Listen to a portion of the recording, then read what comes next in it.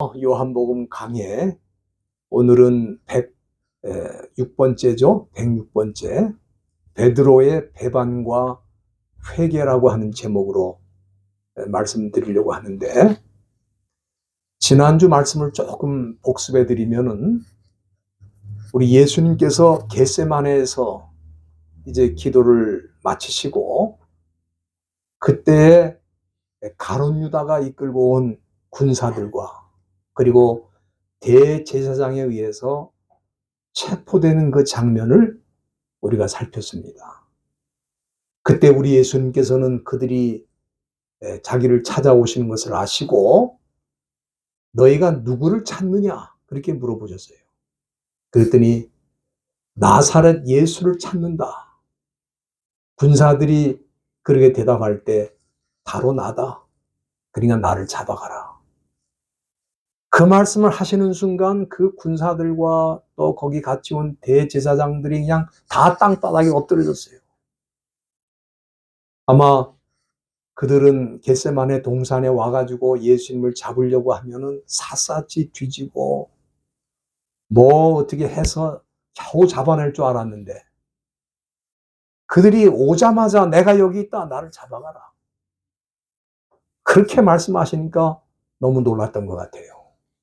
우리는 그 사건을 통해서 두 가지 교훈을 받을 수 있는데, 첫째는 기도하면서 하나님의 뜻을 따라 순종하며 사는 자는 이 세상에서 어떤 어려운 일을 당해도, 어떤 급한 일을 당해도 우리 예수님처럼 담대하고 당당하게 그 순간을 맞이할 수 있다. 우리는 예수님을 통해서 그걸 배울 수 있는 거예요. 또 한 가지는, 그때 베드로는 자기가 가지고 있는 칼을 가지고 거기 같이 따라왔던 종 말고라는 대제사장의 종이 있는데, 그 종의 귀를 갖다가 칼로 그냥 내리쳐가지고 귀가 떨어져 나갔어요. 우리 예수님께서는 그것을 보시고 참 뭐라고 말씀하셨습니까? 칼을 집에 꽂아라, 집에 꽂아라 하시면서 아버지께서 내게 주신 잔을 내가 마시지 아니하겠느냐, 그렇게 말씀하셨어요.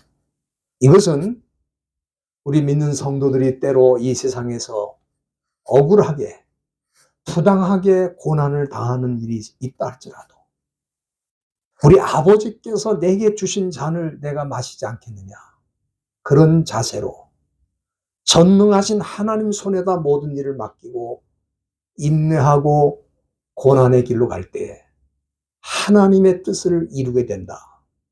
이거를 우리 주님께서 교훈해 주신 것이다. 저는 그렇게 생각을 합니다.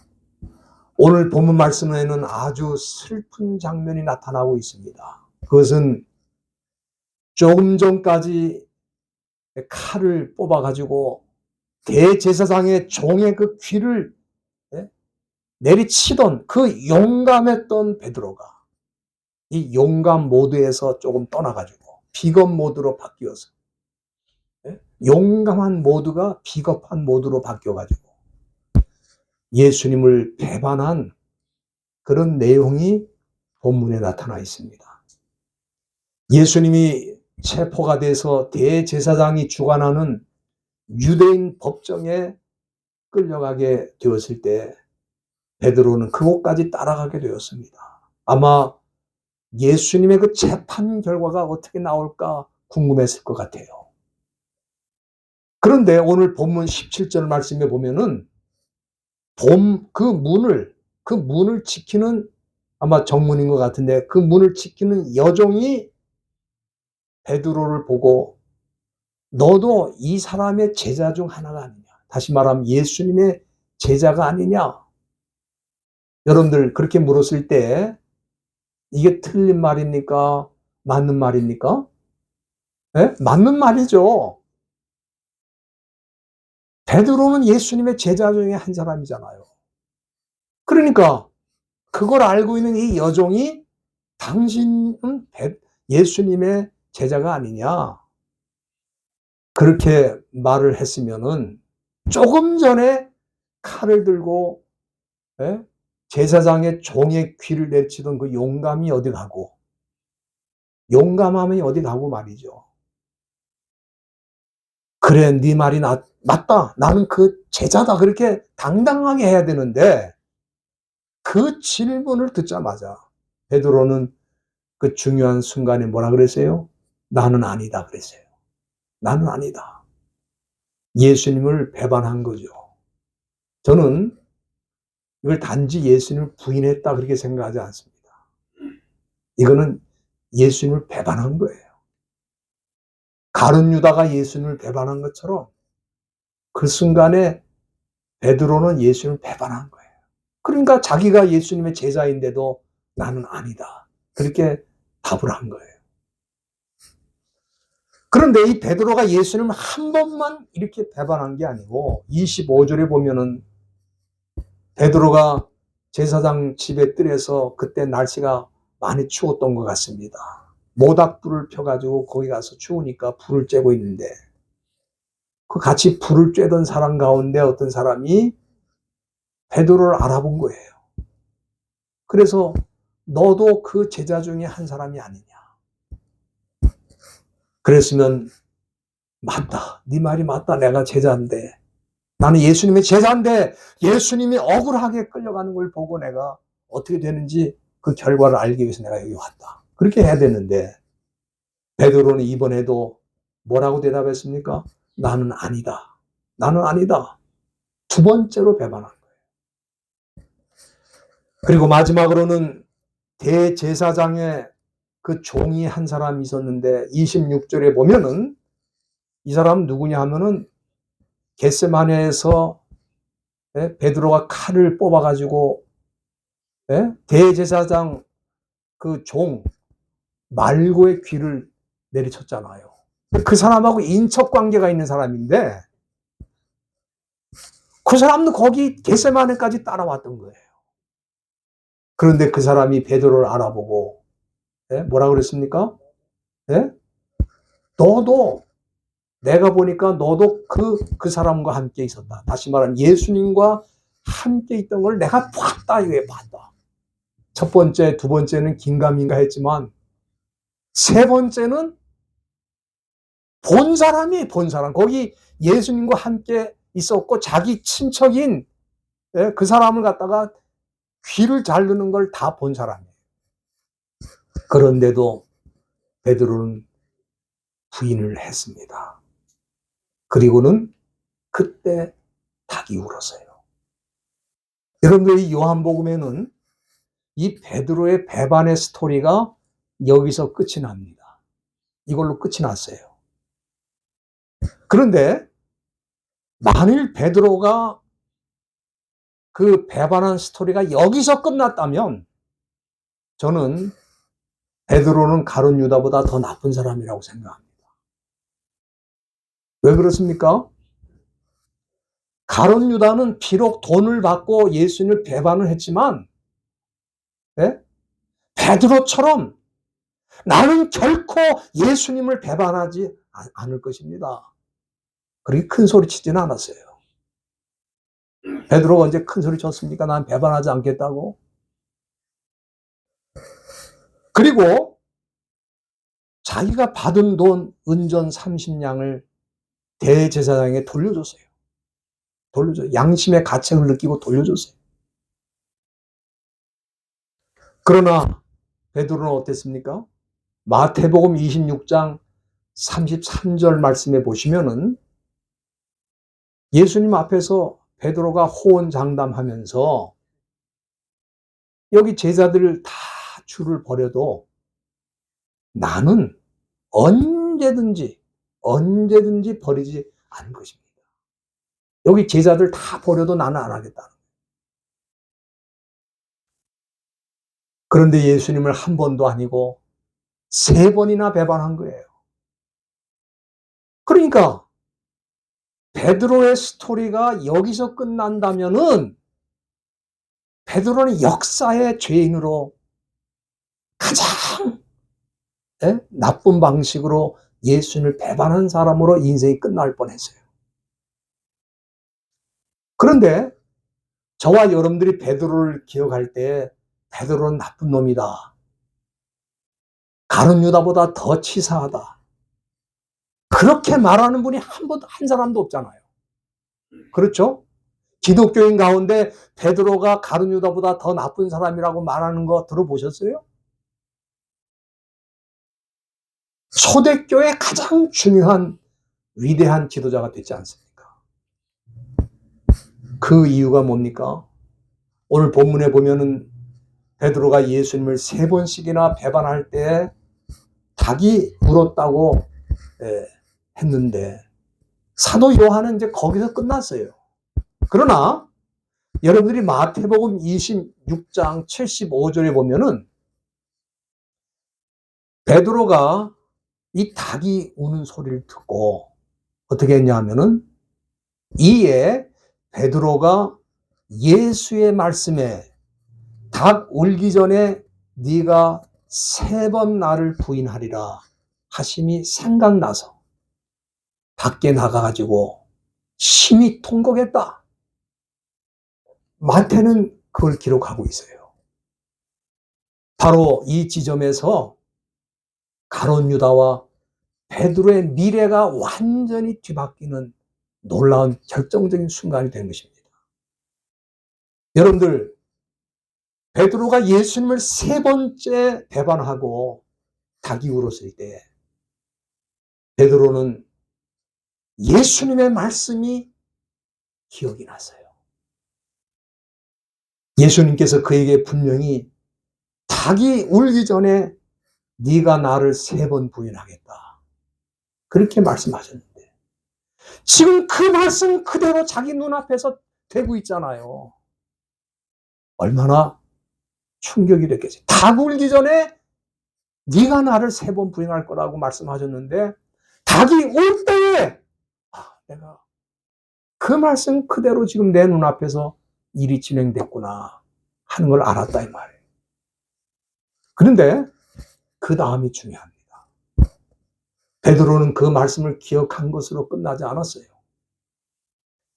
그 말씀 기억나서 밖에 나가가지고 심히 통곡하면서 회개했다는 것을 마태가 보여주고 있습니다.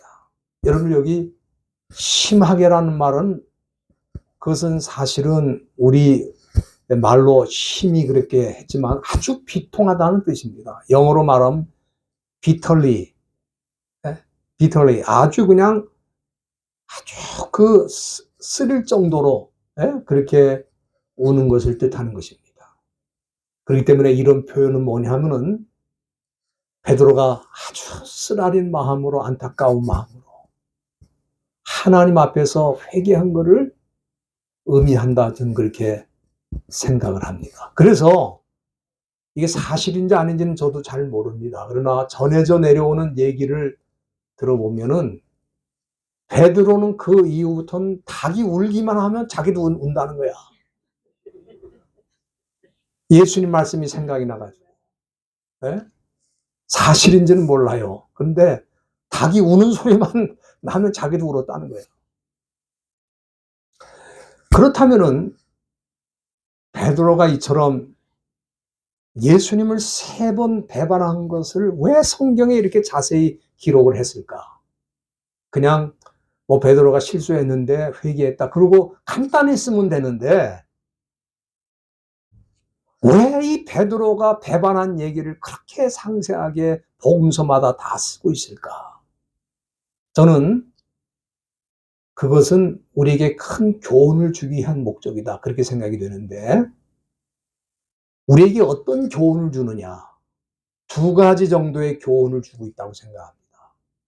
첫째는 우리가 아무리 큰 소리치고 나는 문제없다고 주장을 해도 인간은 누구나 연약하고 언제나 쉽게 넘어질 수 있다. 이거를 베드로를 통해서 보는 거예요. 그래서 이 베드로는 뭐냐 하면은 우리가 얼마나 연약한 인간인가를 보여주는 탁월한 거울이다.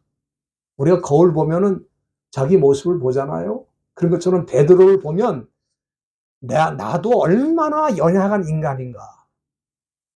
그거를 알 수 있다는 거예요. 여러분들 베드로가 얼마나 큰 소리 쳤습니까? 이 제자들 다 주를 버려도 나만은 주님을 버리지 않겠다. 이렇게 말하기가 쉬운 게 아닙니다. 여러분 그렇지 않아요?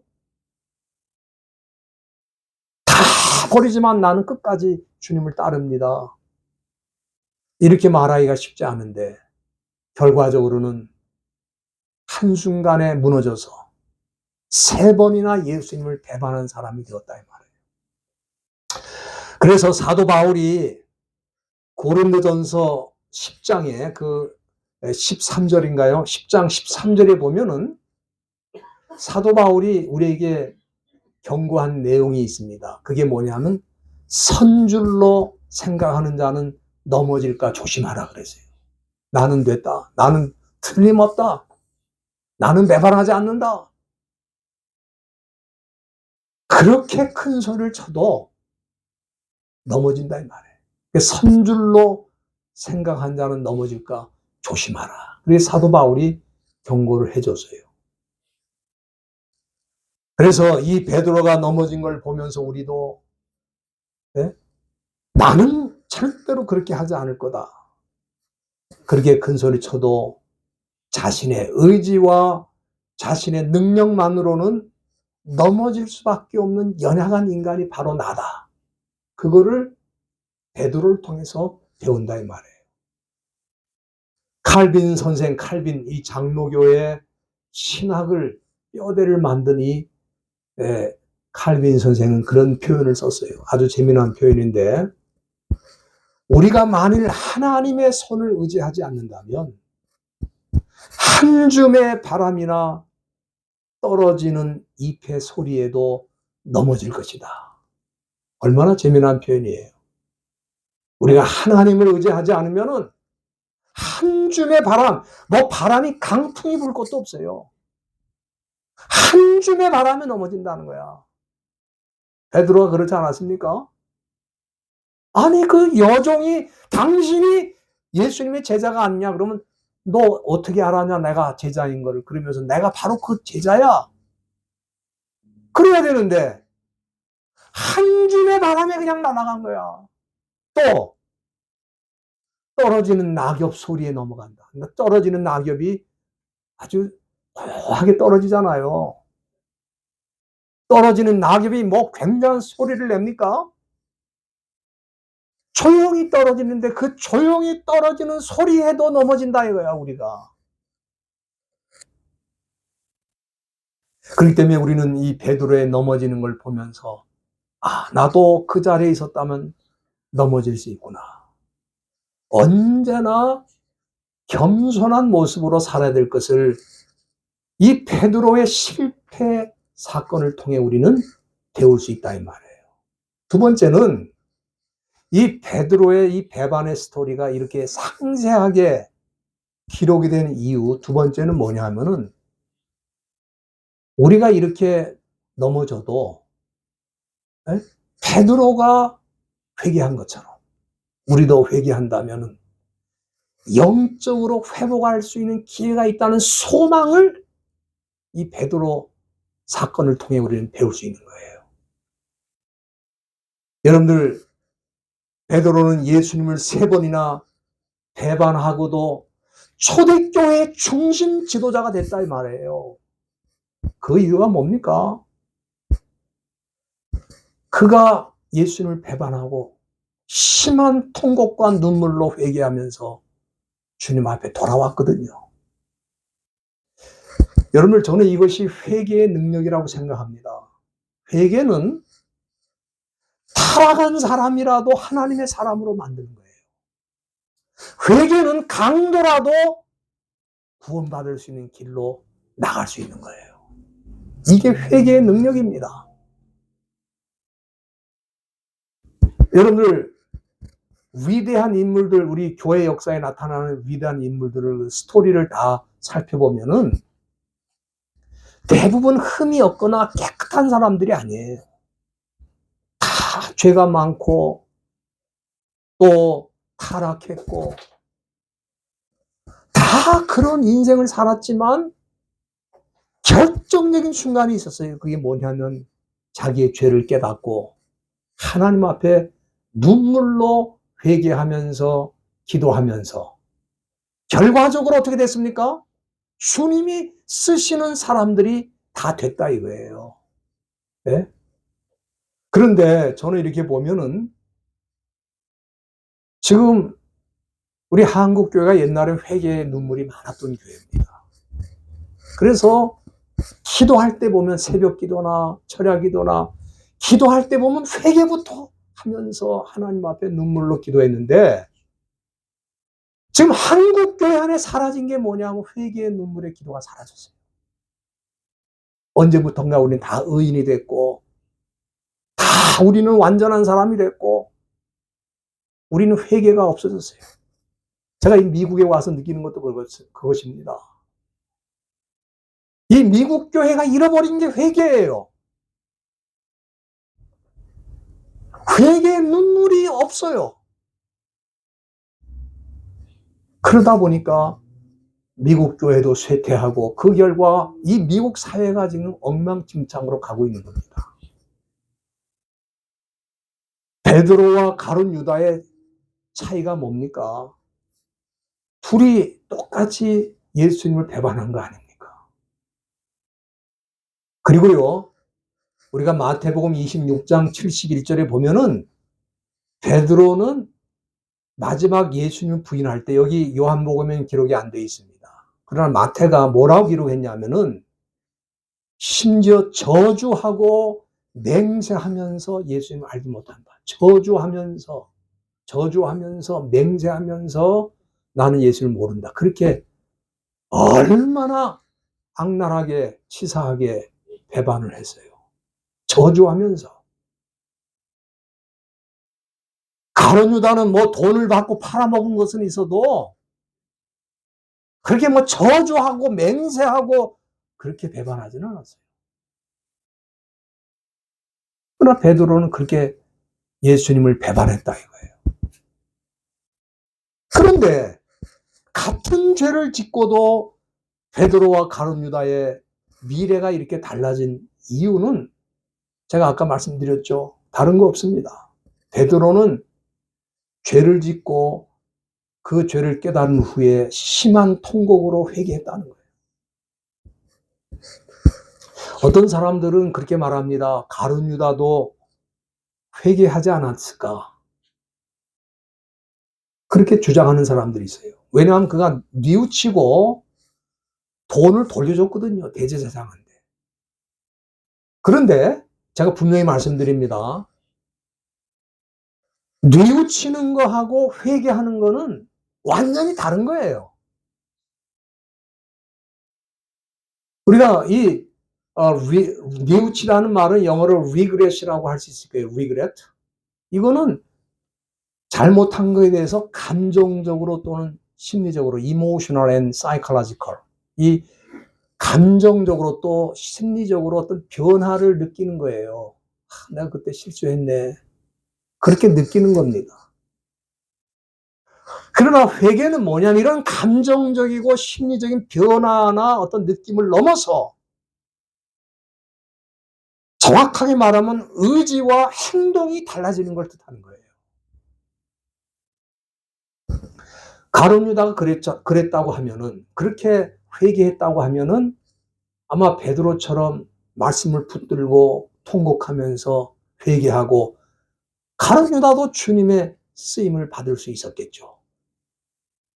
그러나 그는 그런 기회를 갖지 않고 오히려 스스로 목숨을 끊어가지고 그런 기회를 놓쳐버린 거예요. 감정적이고 심리적인 변화는 있었지만 의지적이고 결단하면서 죄를 떠나는 행동으로 들어가지 못한 이유가 스스로 목숨을 끊었잖아요. 그래서 우리 예수님이 가룟 유다에 대해서 뭐라고 말씀하셨냐 하면 이 사람은 차라리 태어나지 아니하였다면 자기에게 좋을 뻔했다. 그러니까 예수님이 그 사람이 뉘우친 걸 인정하지 않은 거예요. 회개하지 않았기 때문에. 그렇다면은 가룟 유다가 이렇게 양심의 가책을 받았는데 왜 회개하지 않고 스스로 목숨을 끊고 죽었느냐? 예? 제가 그 차이가 왜 일어났는지를 말씀드리겠습니다. 그거는 뭐냐면은 베드로는 닭이 울 때 주님의 말씀이 기억이 났잖아요. 자기한테 하신 말씀이 있어요. 너는 닭이 울기 전에 3번 나를 부인할 거야. 그 말씀이 기억난다 이거예요. 그런데 가룟 유다는 자기가 뭔가 잘못했다, something wrong, 잘못된 건 알았어요. 그러나 가룟 유다는 붙들 말씀이 없었던 거예요. 말씀을 붙들어야 되거든. 여러분들, 이 회개라고 하는 거는 말씀을 붙들어야 회개가 되는 거예요. 말씀이 내 마음을 내리치고 내 말씀에 어떤 자극을 주고 말씀이 내 마음속에 떠오르고 생각이 날 때 그 말씀 붙들고 내가 하나님 앞에 엎드려야 회개가 되는데 가룟 유다는 뉘우치기는 했지만 그 순간 붙들 수 있는 말씀이 아무것도 없어. 사실 우리 예수님이 가룟 유다에게 여러 차례 네가 배반할 거다 하는 말씀을 주셨잖아요. 그러면은 가룟 유다가 예수님이 그런 말씀을 여러 번 나한테 하셨는데 내가 왜 그걸 몰랐나 그렇게 해야 되는데 자기가 부끄러운 짓 한 거는 인정했어요. 그래서 나는 이 세상을 떠나서 사라져야 된다. 회개에 이르지를 못하고 스스로 목숨을 끊은 것이 그의 문제였다. 그렇게 볼 수 있겠습니다. 그래서 오늘 우리는 이 본문의 말씀을 통해서 이 베드로의 사건을 통해서 2가지 중요한 걸 배웠잖아요. 첫째는 우리들도 아무리 큰 소리치고 문제가 없다 그렇게 말을 해도 바람만 조금 불어도 넘어지고 쓰러지는 연약한 존재라는 거 우리 항시 기억해야 됩니다. 너무 교만하게 살면 안 되죠. 나도 넘어질 수 있는 사람이야. 베드로처럼 나도 넘어질 수 있어. 그리고 2번째는 더 중요한 게 있습니다. 우리가 넘어졌을 때 가룟 유다처럼 자포자기하고 내 인생 다 끝난 거야. 나는 더 이상 살 필요가 없어. 그러면 안 된다 이 말이에요. 가룟 유다는 그렇게 하고 끝났어요. 인생이. 그러나 베드로는 말씀을 붙들고 주님 말씀 그대로 됐네요. 내가 보니까. 내가 너무 교만하고 자만했습니다. 가슴을 치고 회개하고 눈물을 흘릴 때 인생이 recover, 회복이 돼서 초대교회의 훌륭한 지도자가 돼가지고 엄청난 일을 했잖아요. 그러니까 지금 여기 이 지구상에 있는 크리스찬 치고 베드로가 나쁜 놈이다 그렇게 말하는 사람 어디 있어요? 실제로는 가룟 유다보다 더 나쁜 짓을 했는데 단 한 가지예요. 회개한 것 때문에 회개가 그 인생을 뒤집어 놓은 거예요. 그렇기 때문에 우리 한국 교회나 미국 교회나 이제 교회마다 다시 회복해야 되는 게 뭐냐면 회개의 능력입니다. 네? 주님 앞에 내 인생을 한번 돌아보면서 내가 무슨 잘못을 했는가 이걸 생각하면서 하나님 나의 죄를 용서해 주세요. 그렇게 진정으로 통곡하며 회개할 때 우리 하나님이 우리를 회복해 주시고 우리를 다시 한번 일으켜 주실 줄로 믿습니다. 그렇기 때문에 저와 여러분들이 혹시 넘어질 때가 있어도 넘어진 채로 주저앉지 말고 자포자기하지 말고 주님을 바라보면서 말씀을 붙들고 회개하는 가운데 다시 한번 일어나는 주님의 백성들 다 되시기를 간절히 부탁드립니다. 기도하겠습니다.